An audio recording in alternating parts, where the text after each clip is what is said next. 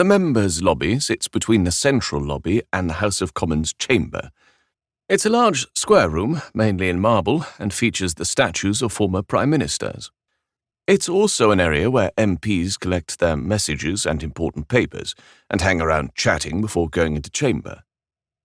Standing in bronze, with his hands on his hips, is Sir Winston Churchill, Prime Minister during the Second World War, and perhaps looked upon as one of Britain's heroes, what with all that he did for the country.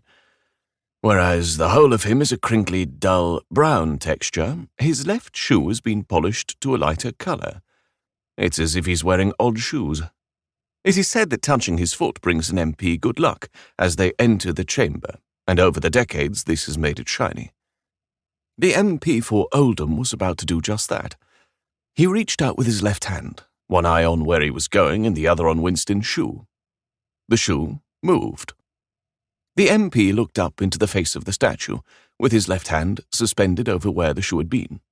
His brain tried to comprehend what had just happened. The statue of Winston Churchill has actually pulled his foot back.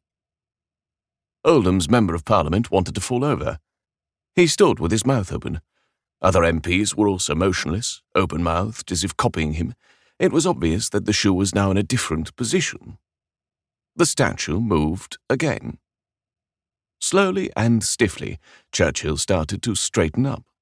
Still with his hands on his hips, he turned his head cautiously as if suffering from an old neck injury. The MP uttered something incomprehensible. Surely this must be some sort of stunt. The Prime Minister trying to get everyone's attention about something or other. There, he thought. The Prime Minister is just entering the room right on cue. Clever. Very clever indeed. What was even more clever was when the statue spoke. "Since when has the MP for Oldham had to rely on luck?"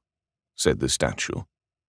The MP fell into a seated position on the floor, as if simply knocked down by the voice. He looked at the Prime Minister, seeking some confirmation that all this was his doing. The Prime Minister was looking just as stunned. There was movement next to the PM. A bodyguard was pulling out his gun. Police! Keep still!" The bodyguard held the gun out in front of him with both hands. He pointed it at the statue of Churchill, then at the MP for Oldham, as if not quite sure of the real threat. "Clear the room! Clear the room!" someone else shouted. Another bodyguard appeared and immediately took up a position in front of the Prime Minister. The PM was ushered out through the doorway, while being steered in a crouched position and looking as if someone was about to drop on his head. This was complete madness. The MP for Oldham wondered if it was all his fault.